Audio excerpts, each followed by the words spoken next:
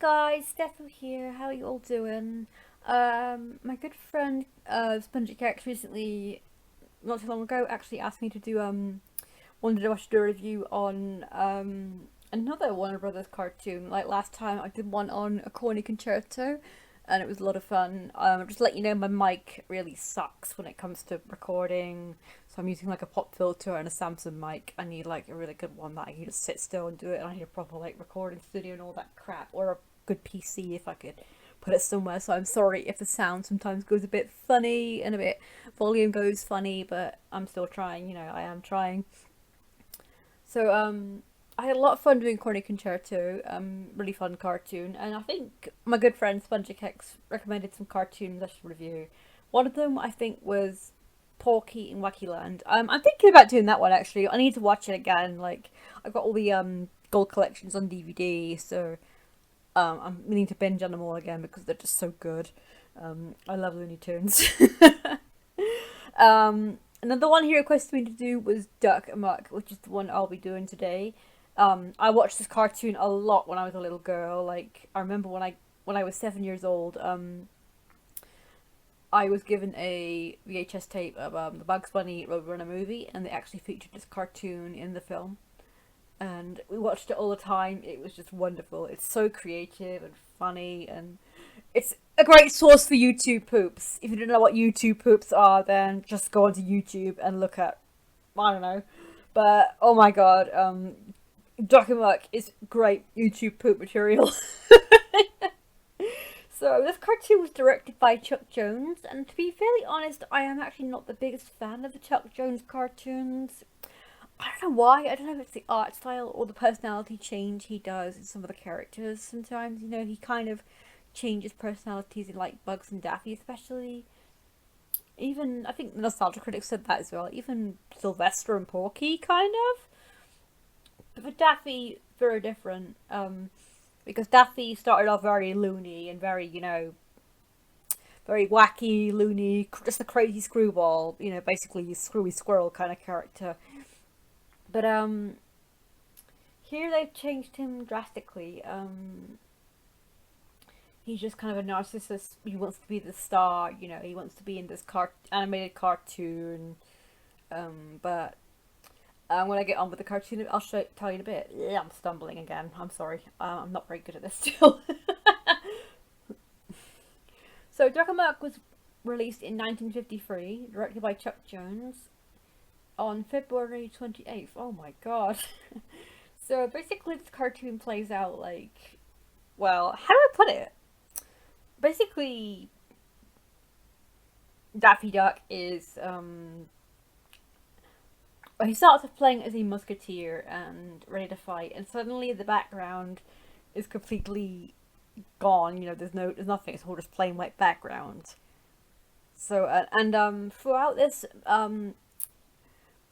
Daffy is constantly being harassed by this artist or cartoonist, should I say, who's constantly painting over him and like painting all these backgrounds for him and drawing everything for him, just for fun, pretty much, just to cause mischief and just to aggravate him and embarrass him and humiliate him, and the whole thing is just really really funny. Like, I love when it starts off as like it's like a setting like in olden times, like for like musketeer setting, like Alexandre Dumas's Three Musketeers, and Daffy is just playing on with it, and suddenly it just changes. Like, it's like a farm setting, so Daffy goes to that. It just goes on, and Daffy is just constantly breaking the fourth wall. You think he's breaking the fourth wall, and he's actually probably talking to the artist who's harassing him. I want to let you guys know there will be spoilers. I'm just saying this like in the middle of the review now, but there's bound to be spoilers. But you've all seen this cartoon, admit it. If you've not seen Duck Amuck, it's a classic. It makes me laugh non-stop, and I really admire Mel Blanc's talent in this cartoon. I mean, he was just so bursting of energy. I know they probably pitched his voice a bit whenever he did Daffy Duck. I think Tweety and like Speedy Gonzales as well, they sped his voice up a little bit to sort of fit in with the character and just to give it more like a filler in the character. I can't remember if they did it with Porky Pig as well. There's some wonderful gags in this cartoon. Daffy is just constantly talking to the either the audience or to maybe the artist, and he just goes on, and next thing you know, he's being portrayed in different roles, and it is just wonderful. It's not just playing with the art backgrounds and that, but also with the sound effects. Like in one scene when Daffy's a country singer dressed as a country singer, and every time he tries to strum the guitar, all these different sound effects just come on, and it's just so random. And what follows is just more silly, like audio play here, like Daffy's trying to speak, but all these different creatures like come out of his mouth, like sounds come out of his mouth, and it's just wonderful. Like, the expressions just do it. It's just he's so expressive and really, I don't know whether it's cathartic or what, or just watching Daffy just get his comeuppance for once. I can't remember the first time Daffy ever got his comeuppance compared to his Looney Tunes side, like his wacky, crazy screwball Daffy side to him. But this cartoon just really is a breath of fresh air for those who've never seen Daffy like this before. Um, but I will kind of spoil it later on, because we've all seen this cartoon, as I said. But there's just some wonderful gags here, like when Daffy asks, "How about some color, stupid?" and there's no color in the background, just this pretty little village, like a town, and it's all in color. And then you get this wonderful gag where Daffy is drawn up again, ripped and rubbed out, and he's the one who gets colored in instead. And like he's walking around on all four legs, realizing that it's just so funny. Because you can tell the animators must have been having lots of fun with this cartoon. I mean, I can imagine how many like people in test audiences have been laughing so much. I don't know if they ever did like how many test audiences back in the day or not, but I can just imagine people going into the theatres, and before the film starts they show a cartoon. So if they were showing this one, I can just imagine everybody laughing so hard.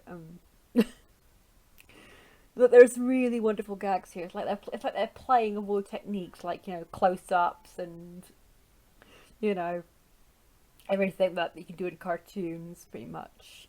And arty style, not really arty style because it's all just the same art style. But it'd be really cool if we had different art styles. But nah, it would probably be a bit too expensive if they did that. Um, Sometimes you just want to feel for Daffy, because all he wants to do is get this cartoon over with and get this picture started, as he says. I think my favourite moment in the whole cartoon is when the iris is dropping down on him, because that's when they clear out that the cartoon is going to end, as a signal for a cartoon to end. And Daffy just gets so frustrated, he rips it up. And then he says, like, let's get this picture started. And, the end pops up. And the energy in his voice just does it for me. Once he screams out, "No! No!" It's just so funny. Mel Blanc must have been having a blast. I love Mel Blanc. It's a real bummer he died, like, before I grew up to, like, appreciate voice acting more and everything. But mind you, he would have been, like, maybe in his hundreds or 90s by then. But, he left a wonderful legacy of voice acting behind, like Joe Lasky and Billy West and, oh gosh, Dee Bradley Baker. I could go on all these different voice actors who took over for Daffy. The late Joe Lasky as well, bless him. So yeah, the cartoon is pretty much just Daffy being harassed by this cheeky cartoonist who's causing mischief just for fun.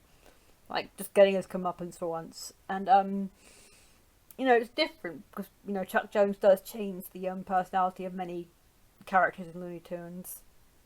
There's some wonderful play here, like some gags here, like when Daffy's parachuting and the unseen artist, rubs it out and with an anvil instead. It's just so funny. You could just go on and on laughing. I could just go on, but it's just a wonderful gag. So when Daffy finally gives in and just tells you enough is enough, so does the artist, who actually paints a little white door and shuts it. And of course, spoiler, it's revealed to be Bugs Bunny. Wow, I knew Bugs was such a sadist. I know Bugs was a bit of a stinker, but this was kind of like, he's only doing it to those who really kind of piss him off. But what did Daffy ever do to him? I don't know. I can't remember the first time Bugs and Daffy really crossed paths together. I'll have to look it up. With the Hunting trilogy. Um, but yeah, it's a really funny cartoon. I do recommend watching Duck and Amuck if you've not seen it. I'm pretty sure a lot of people who watch Looney Tunes and Merry Melodies have seen this one short because it's just hilarious. The energy, the oh my god, I love it. I could just I admire the animation so much, and I admire the voice acting, even if it's just one voice. You know, it's just two voices throughout the whole cartoon, like done by Emil Blanc, who was a vocal magician, I should say, because he was just fantastic. He was, oh my god. So yeah, if you haven't seen Duck and Muck, go check it out. I don't know if it's on HBO Max or not. I wouldn't know because it's not over here in England yet. I don't know when it will be, but I'm so jealous. I want to watch the new Looney Tunes so bad. Oh my god. So yeah, guys, do yourself a favour and go check out Duck and Muck. You can actually buy it on the First Gold Collection, I think the First Gold Collection or second, either one, which one, but one of those two, I think. Or just go get the whole Gold Collections. It's on there, it's on one of those collections, I think, and it is just hilarious. It's a fantastic cartoon, and this is coming from someone who's not a big fan of Chuck Jones that much because I don't know what it is about him. There's just something off about him. Maybe because I was kind of put off by his art style in the later shorts and like the Tom and Jerry cartoon he did. I did not like those very much, to be honest. They were kind of bleh. Sorry. So I do like the old Tom and Jerry, but the ones after that just stunk. So yeah, do yourself a favour and go check out Duck and Muck. If you want me to review any more cartoons, let me know. I will look into it. I need to try and do a list of the ones I want to review so badly. So guys, that's all I can say for now. If you've not watched if you want me to review any Looney Tunes or Merry Melodies cartoon, have your say. If you don't know the name of the cartoon, don't worry about it. I mean, there are so many I keep forgetting the names of. So yeah, have a good day, guys. Rock on, peace out, and everything. Hope you're staying safe during this time, this difficult time now. Hope there are no heat waves or anything causing trouble down your way, and just stay cool and safe and peace and love and hugs and kisses and all that, you know. Bye bye. So yeah, bye bye.